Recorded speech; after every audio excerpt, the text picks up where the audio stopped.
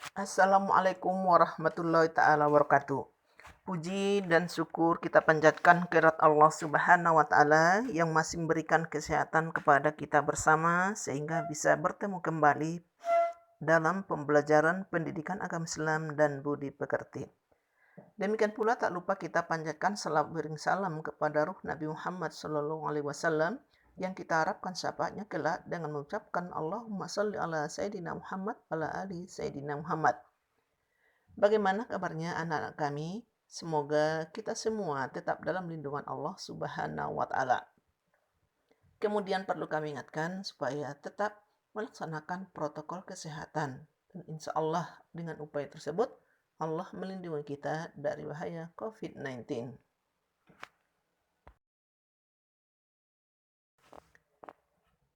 Sebuah renungan untuk ayah dan ibu. Duhai ibu, kau adalah orang yang paling berjasa dalam hidupku. Kau mengandungku selama 9 bulan dalam keadaan lemah di atas kelemahan. Kau pertaruhkan nyawamu untuk melahirkan aku. Berbagai kesulitan kau hadapi dalam mengasuhku, membesarkanku, mendidikku. Apapun terkadang kau lakukan untuk kebahagiaanku. Duhai ayah, keringat bercucuran dari dahimu, membanting tulang untuk mendapatkan yang kubutuhkan dan kuinginkan, tanpa kenal lelah, tanpa ada rasa malu. Kadang kau tak pedulikan dirimu, asalkan bisa membahagiakan aku. Duhai ayah, duhai ibu, maafkan anakmu ini yang terkadang tak tahu diri.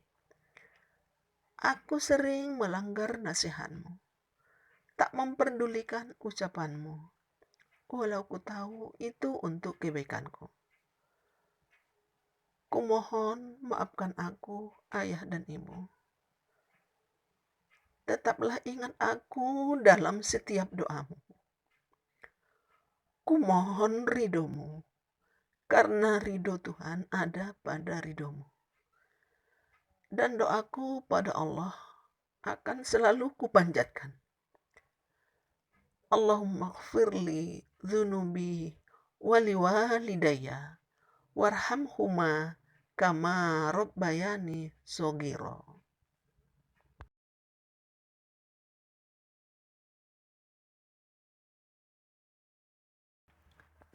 Pada pertemuan kali ini kita akan mempelajari tata cara menghormati dan menyayangi orang tua dan guru bagian pertama. Orang tua itu adalah orang yang paling banyak jasanya dalam hidup kita. Orang yang paling dekat dengan diri kita. Boleh dikatakan hidup kita ini tidak lepas daripada peranan dan andil orang tua kita. Demikian pula guru. Makanya dalam ajaran agama Allah mengatur bagaimana seharusnya sikap seorang anak kepada orang tua, demikian pula guru.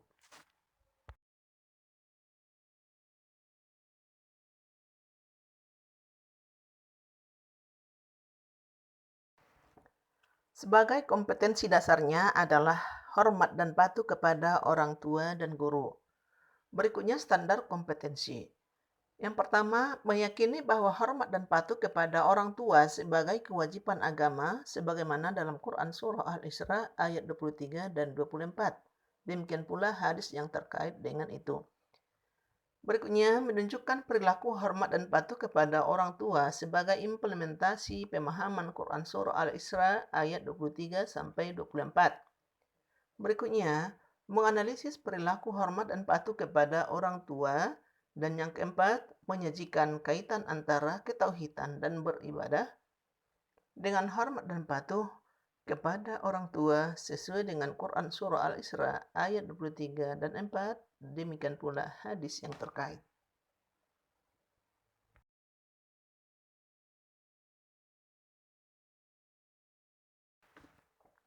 Selanjutnya adalah tujuan pembelajarannya. Setelah proses pembelajaran, diharapkan siswa dapat yang pertama, menyebutkan dalil naqli tentang hormat dan patuh kepada orang tua dengan baik. Yang kedua, menjelaskan contoh perilaku hormat dan patuh kepada orang tua berdasarkan Quran Surah Al-Isra ayat 23-24 dan hadis terkait dengan baik dan benar. Yang ketiga, menunjukkan contoh perilaku yang mencerminkan hormat dan patuh kepada orang tua dalam kehidupan sehari-hari. Yang keempat, menyimpulkan hikmah dan manfaat hormat dan patuh kepada orang tua dengan baik dan benar. Itulah tujuan pembelajaran yang diharapkan kita peroleh setelah mempelajari bab ini.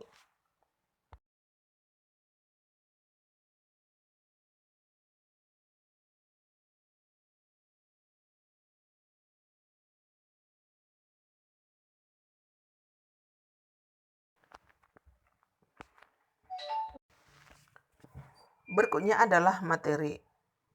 Untuk membahas judul ini, berikutnya adalah materi. Materi kita pada pembahasan ini yang pertama adalah dalil naqli tentang hormat dan patuh kepada orang tua. Selanjutnya, pentingnya hormat dan patuh kepada orang tua menurut ajaran agama. Berikutnya, contoh perilaku hormat dan patuh kepada orang tua sebagai implementasi pemahaman Quran Surah Al-Isra ayat 23-24, demikian pula hadis yang terkait. Berikutnya, contoh perilaku yang mencerminkan hormat dan patuh kepada orang tua dalam kehidupan sehari-hari.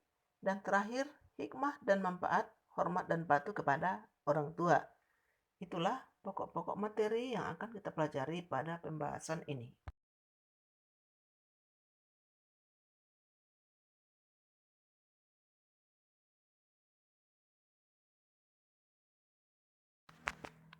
Selanjutnya kita perhatikan peta konsep. Dalam materi ini ada dalil naqli, kemudian pentingnya menghormati dan menyayangi orang tua. Selanjutnya ada kisah-kisah orang mulia. Berikutnya cara menghormati dan menyayangi orang tua. Dan terakhir hikmah menghormati dan menyayangi orang tua.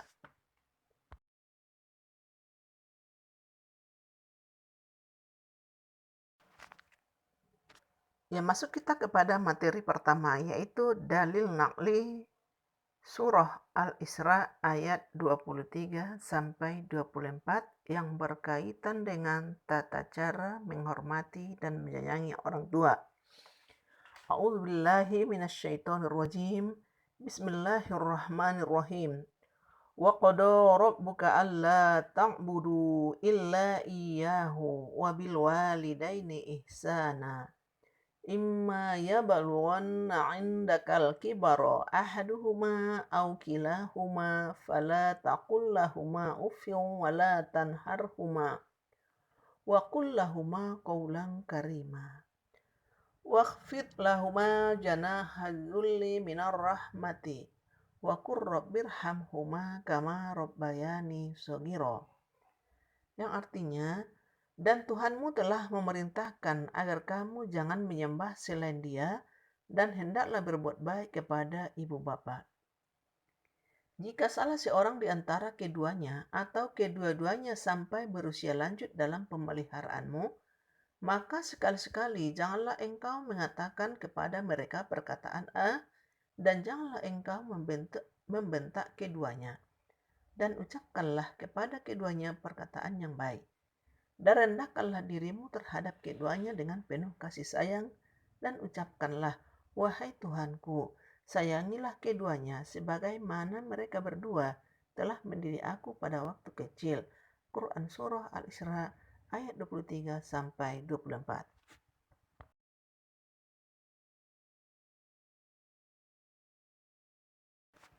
Kemudian dalil naqli yang kedua, yaitu dalam sebuah hadis yang berbunyi, ridallahu fi ridol walidaini wa suhtullahi fi suhtil walidaini, rawahul Baihaqi. Yang artinya ridho Allah terletak pada ridho orang tua dan murka Allah terletak kepada kemurkaan orang tua, riwayat Baihaqi.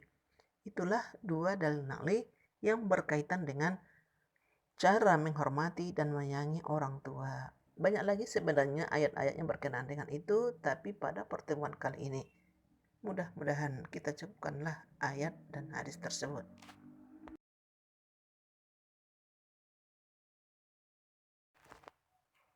Berdasarkan Quran Surah Al-Isra ayat 23-24 dan hadis terkait di atas, dapat kita pahami ada beberapa hal yang diperintahkan Allah kepada kita dalam rangka menghormati dan menyayangi orang tua.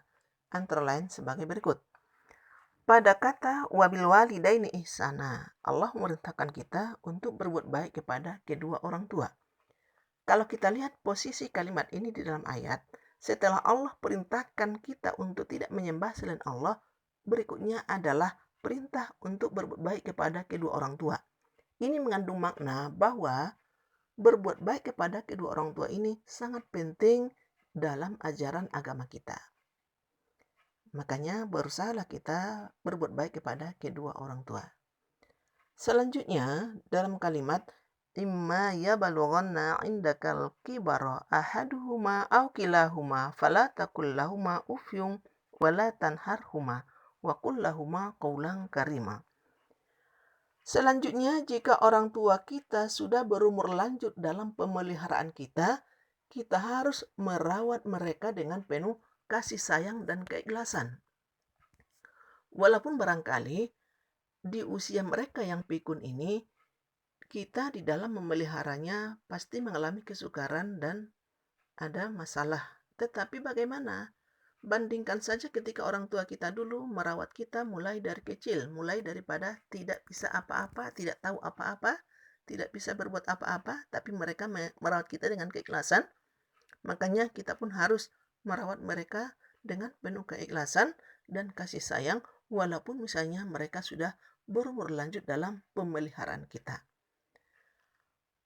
Walaupun misalnya itu kita sudah melakukannya, bukan berarti kita sudah mampu membalas kebaikan mereka. Dulu pada zaman Rasul ada seperti itu. Ada orang yang ingin membalas kebaikan orang tuanya dengan cara memperlakukan orang tuanya seperti orang tua memperlakukannya dulu. Menggendongnya kemana-mana dan sebagainya. Tapi apa jawab Rasul? Sebesar itu pun perhatianmu kepada orang tua belum mampu mengganti kebaikan orang tua kita. Belum mampu membalas kebaikan orang tua kepada kita. Jadi bagaimanapun kita tidak akan mampu balas budi kepada kedua orang tua kita. Jadi berusahalah kita merawat mereka jika mereka sudah pikun, sudah tua, dan sebagainya. Kemudian waqul lahuma qaulan karima wala tanharhuma. Jangan mengucapkan apalagi membentaknya. Karena pasti perkataan tersebut menyakitkan hati mereka, ya kan? Mereka yang sudah merawat kita sejak kecil, tiba-tiba kita bentak, tiba-tiba kita melanggar perintah mereka, tiba-tiba kita ucapkan ini pasti menyakitkan hati mereka. Apalagi mereka sudah tua, kita sudah dewasa, sudah kuat dan sebagainya, tiba-tiba kita membentaknya, pasti orang tua kita sangat merasa sakit hati, ya kan? Kemudian pada ayat berikutnya, wahfid lahuma janahaz-zulli minar rahmati. Maka rendahkanlah dirimu kepada keduanya dengan penuh kasih sayang. Walaupun sekarang misalnya kita sudah menjadi orang yang lebih besar tubuhnya, lebih kuat, lebih banyak ilmunya, tetapi di hadapan mereka harus tetap merendahkan diri dengan penuh kasih sayang. Jangan kita merasa sudah besar, jangan merasa kita sudah kuat dan sebagainya di hadapan mereka. Karena apa? Bagaimanapun kita hari ini, saat ini, bukan tidak lain tidak bukan adalah karena peran orang tua kita, usaha orang tua kita. Maka sewajarnya lah kita tetap merendahkan diri di hadapan mereka. Wa qur rabbirhamhuma wa kama rabbayani shaghira. Dan katakanlah, kata Allah, katakanlah, ya Allah, sayangilah keduanya sebagaimana mereka berdua telah mendidik aku sewaktu kecil. Kita diperintahkan Allah menyayangi kedua orang tua kita, sebagaimana mereka telah mendidik kita sejak kecil. Jadi Allah yang memerintahkan kita untuk mendoakan mereka. Itulah kandungan surah Al-Isra ayat 23 dan 24 berkenaan dengan berbuat baik kepada kedua orang tua. Kemudian pada hadis berikutnya Rasulullah mengatakan, ridho Allah itu ada pada ridhonya orang tua. Makanya kita pun harus berusaha mendapatkan ridho ataupun kerelaan orang tua jika ingin melakukan sesuatu. Jangan misalnya kita sudah dilarang ini, itu pula yang kita lakukan. Kita dinasihati untuk tidak melakukan ini, itu pula yang kita lakukan. Ya. Mudah-mudahan dengan adanya ayat dan hadis ini, kita lebih termotivasi untuk menghormati dan menyayangi orang tua sebagaimana tuntunan ayat. Kemudian kita lihat kisah Uwais Al-Qarni, seorang pemuda yang dikenal sebagai orang yang taat dan patuh kepada orang tuanya. Kisah ini terjadi pada zaman Rasulullah SAW, di mana di negeri Yaman ada pemuda yang fakir dan yatim bernama Uwais Al-Qarni yang bekerja sebagai penggembala domba. Dia tinggal bersama ibunya yang sudah tua, lumpuh, dan buta. Dalam hati Uwais Al-Qarni ternyata ingin sekali bertemu dengan Rasulullah Shallallahu Alaihi Wasallam, sehingga pada suatu hari dia mohon izin kepada ibunya agar diperkenankan menemui Rasulullah di Madinah. Ternyata ibu Uwais Al-Qarni mengizinkan Uwais menemui Rasulullah, tetapi dia berpesan supaya jika Uwais sudah bertemu Rasulullah, maka Uwais harus segera pulang ke rumah. Mendengar hal itu, Uwais sangat gembira dan dia siap-siap berangkat dan berpesan kepada tetangganya agar dapat menemui dan melihat ibunya selama ia pergi menemui Rasulullah. Setelah dia berangkat dan sampai di rumah Rasulullah, ternyata Rasulullah tidak ada di rumah. Dalam hatinya dia berniat menunggu Rasulullah, tapi karena ia ingat pesan ibunya agar cepat pulang ke Yaman, akhirnya karena ketaatannya pada ibunya, dia segera pulang ke rumah dan membatalkan niatnya untuk menemui Rasulullah. Kemudian Rasulullah pulang dan bertanya kepada Siti Aisyah radhiyallahu anhu tentang orang yang mencarinya. Lalu Siti Aisyah menceritakan bahwa ada seorang anak laki-laki, pemuda laki-laki yang mencarinya, tetapi sudah pulang ke Yaman karena ibunya sudah tua dan sakit-sakitan.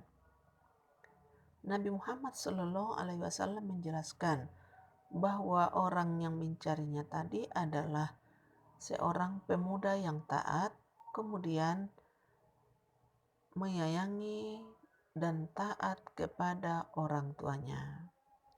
Nabi menceritakan peristiwa ini tentang Uwais ini kepada para sahabat. Dan Rasulullah berpesan jika mereka bertemu Uwais supaya dimintakan doa dan istighfarnya karena Uwais ini adalah penghuni langit.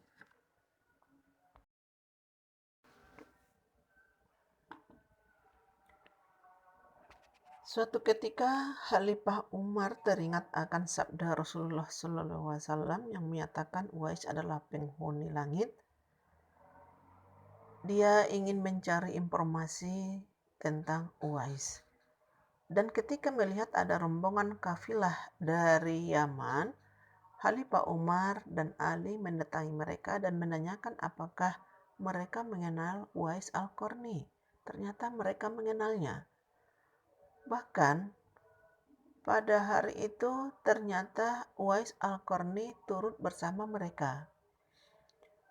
Rombongan itu mengatakan bahwa Uwais ada bersama mereka tetapi sedang menjaga unta mereka di perbatasan kota. Mendengar jawaban itu, Khalifah Umar dan Ali segera pergi menemui Uwais Al-Qarni. Khalifah Umar dan Ali memberi salam. Akhirnya setelah bertemu, Khalifah Umar dan Ali memohon agar Uwais membacakan doa dan istighfar untuk mereka. Awalnya Uwais Al-Qarni merasa keberatan, tetapi karena desakan daripada Khalifah Umar dan Ali, akhirnya Uwais Al-Qarni mendoakan mereka dan memintakan ampun terhadap mereka. Beberapa tahun kemudian, Uwais Al-Qarni meninggal.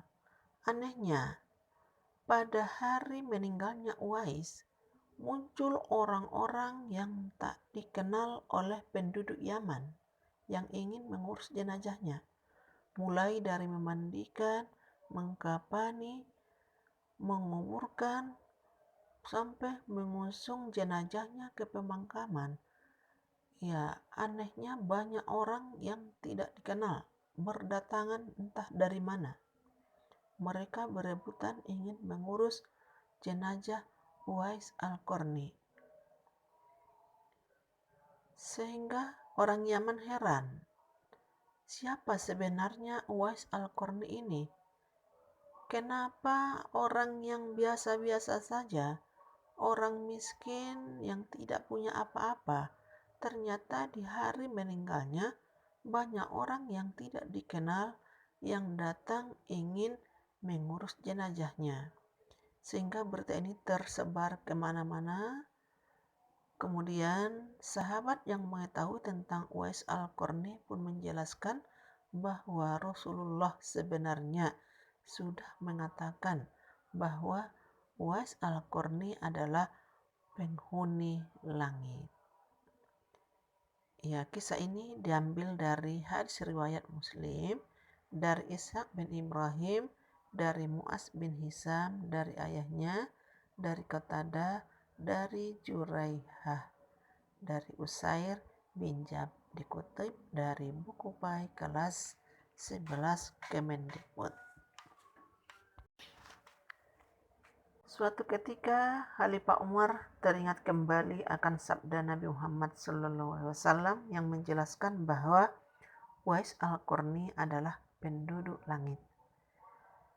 Timbul dalam hatinya ingin bertemu dengan Uwais Al-Qarni. Kemudian setiap kali ada rombongan kafilah yang datang dari Yaman, Khalifah Umar selalu ingin mencari informasi tentang Uwais Al-Qarni. Hingga pada suatu hari, Khalifah Umar melihat ada kafilah yang datang dari Yaman, kemudian menanyakan kepada mereka tentang Uwais Al-Qarni. Masya Allah, ternyata saat itu Uwais Al-Qarni ada bersama mereka. Rombongan itu mengatakan bahwa Uwais Al-Qarni ada, tetapi dia sedang menjaga unta mereka di perbatasan kota. Mendengar jawaban itu, Khalifah Umar radhiyallahu anhu dan Ali radhiyallahu anhu segera pergi menemui Uwais Al-Qarni di perbatasan kota. Setelah bertemu dengan Uwais Al-Qarni, Khalifah Umar dan Ali memberi salam. Kebetulan saat itu Uwais Al-Qarni sedang sholat. Kemudian setelah sholat, ya mereka bertemu, kemudian bercerita, sehingga Khalifah Umar dan Ali memohon agar Uwais membacakan doa dan istighfar untuk mereka. Awalnya Uwais keberatan.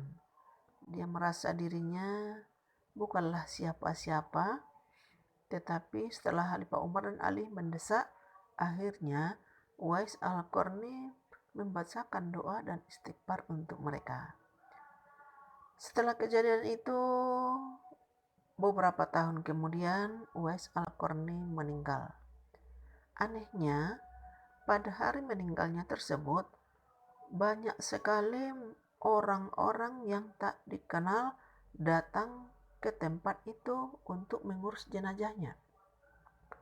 Mulai dari memandikannya, banyak sekali orang-orang yang siap untuk mengurusnya. Mengkafaninya juga, banyak orang-orang yang ingin mengkafaninya. Menguburkannya juga, kemudian membawanya ke pekuburan juga. banyak orang yang datang yang entah dari mana, yang tidak dikenal oleh penduduk Yaman, sehingga penduduk Yaman heran dan tercengang. Mereka bertanya-tanya, siapa sebenarnya Uwais Al-Qarni ini? Bukankah Uwais ini hanyalah seorang fakir, miskin, tidak ada istimewanya di masyarakat mereka? Tetapi ketika hari wafatnya ternyata telah menggemparkan penduduk Yaman dengan hadirnya manusia-manusia asing yang tidak pernah mereka kenal. Kemudian berita ini meluas sampai ke berbagai daerah dan terdengarlah bagi mereka bahwa sebenarnya dulu Rasulullah pernah mengatakan bahwa Uwais Al-Qarni adalah manusia penghuni langit. Barulah mereka tahu bahwa Uwais adalah orang mulia sebagaimana yang dikatakan oleh Rasulullah tadi. Itulah contoh kisah orang-orang mulia.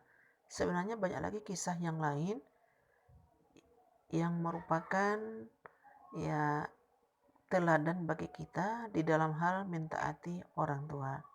Kisah ini diambil dari hadis riwayat Muslim dari Ishaq bin Ibrahim, dari Mu'az bin Hisam, dari ayahnya, dari Qatadah, dari Juraihah, dari Usair bin Jab, dan dikutip dari buku Pai kelas 11 Kemendikbud.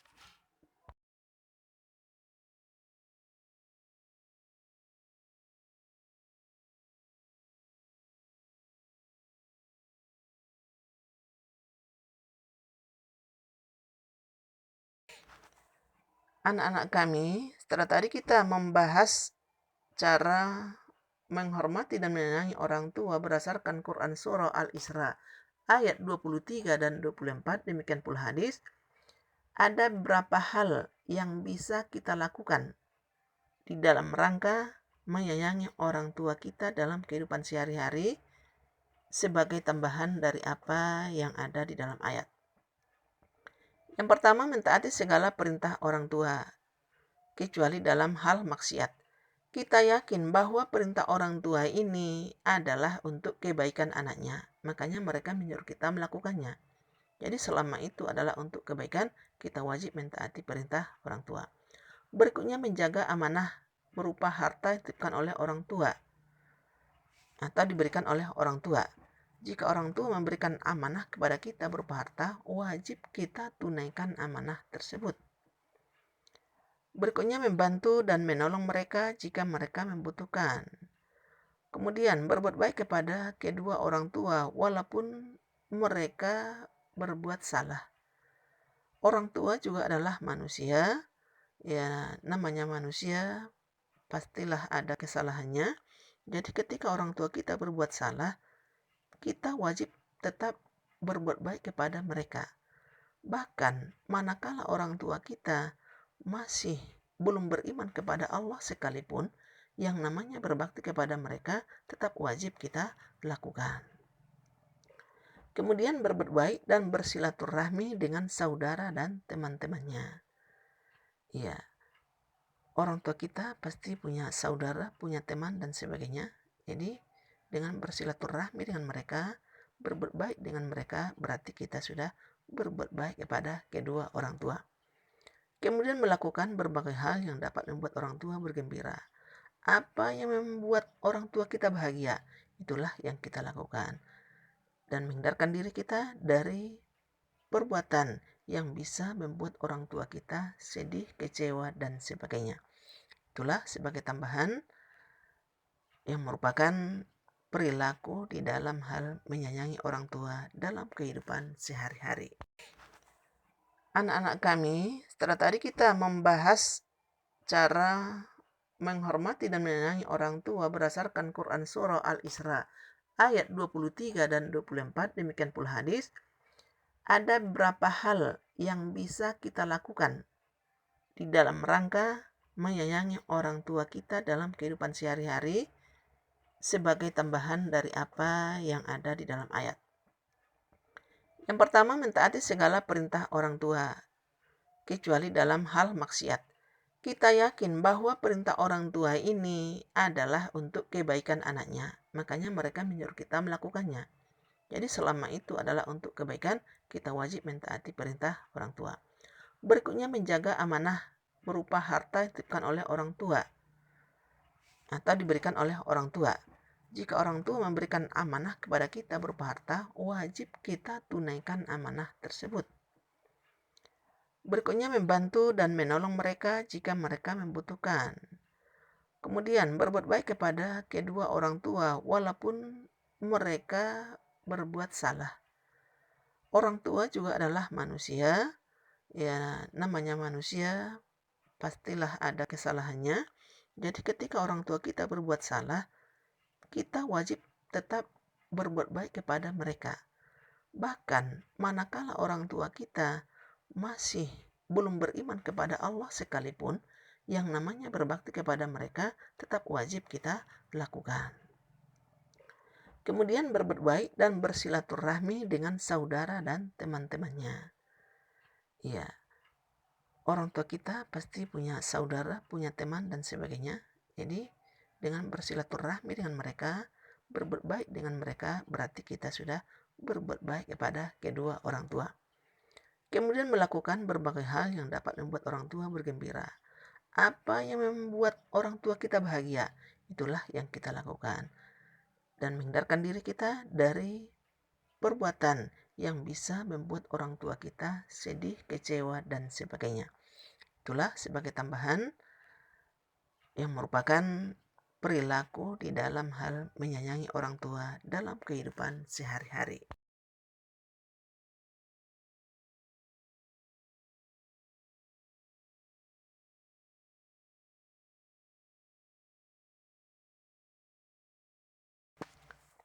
Berikutnya adalah cara berbakti kepada kedua orang tua yang telah meninggal dunia.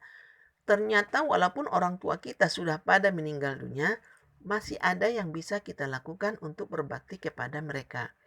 Misalnya, merawat jenazah mereka mulai dari memandikan, mengkafani, mensalatkan, dan menguburkan. Selanjutnya, melaksanakan wasiat dan menyelesaikan hak anak Adam yang lain yang ditinggalkan. Misalnya orang tua kita semasa hidupnya ada wasiatnya yang berkenaan dengan harta, atau masih ada hutangnya kepada si A, si B, atau masih ada janjinya kepada si A dan si B, maka kita harus menunaikannya. Berikutnya, mendoakan orang tua yang telah tiada dan memohonkan ampun kepada Allah Subhanahu wa Ta'ala atas segala dosa-dosa orang tua kita.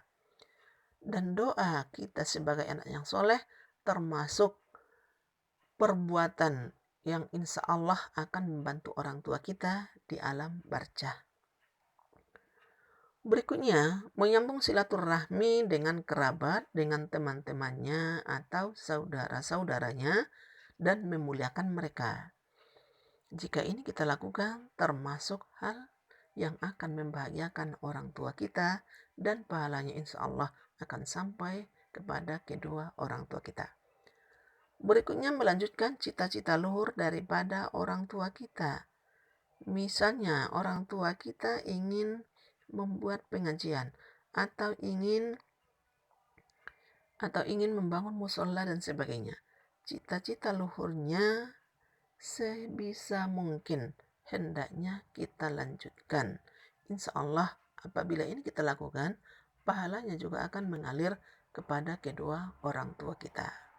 Inilah beberapa hal yang bisa kita lakukan dalam berbakti kepada orang tua yang sudah meninggal dunia.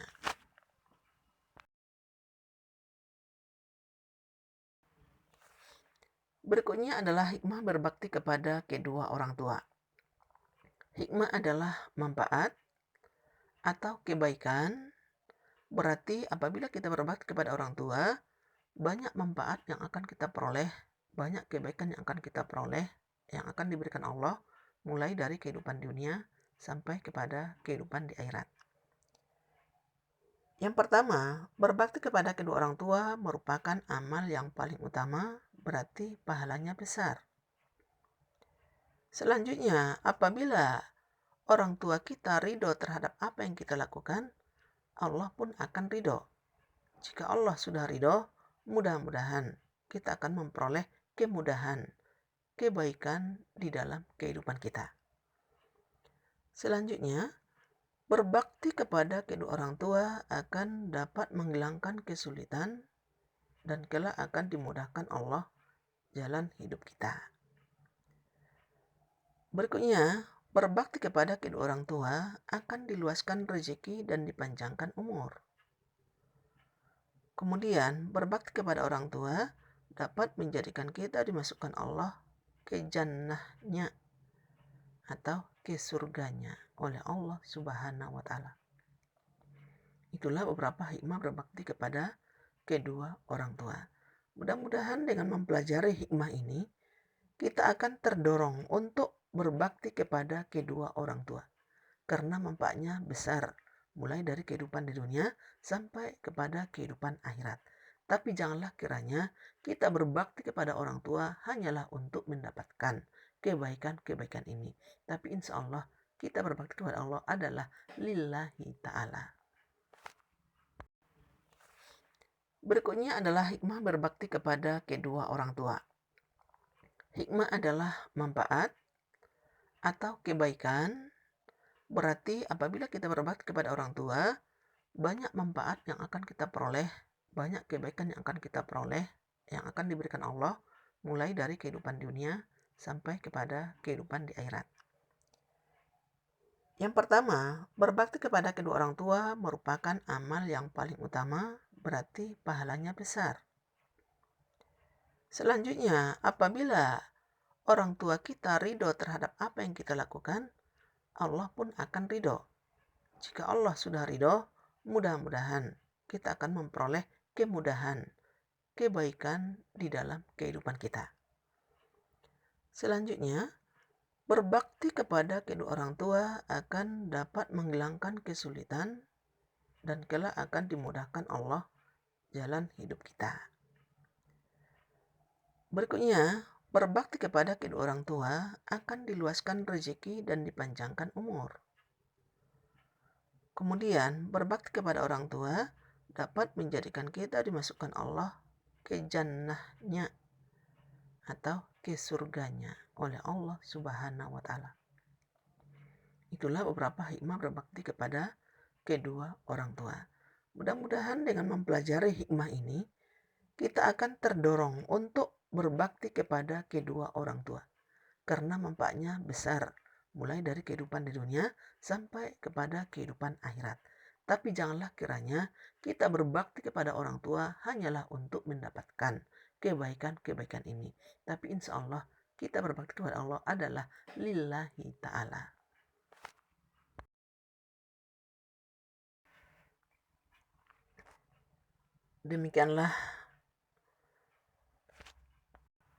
Demikianlah penjabaran materi kita pada pertemuan kali ini.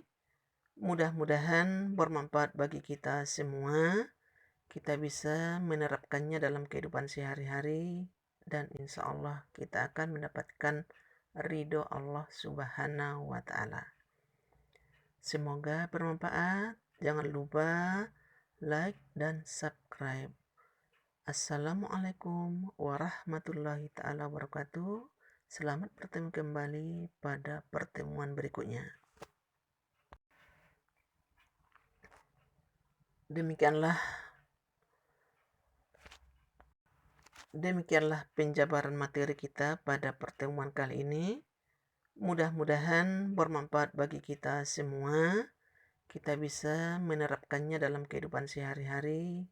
Dan insya Allah kita akan mendapatkan ridho Allah Subhanahu wa Ta'ala. Semoga bermanfaat. Jangan lupa like dan subscribe. Assalamualaikum warahmatullahi ta'ala wabarakatuh. Selamat bertemu kembali pada pertemuan berikutnya.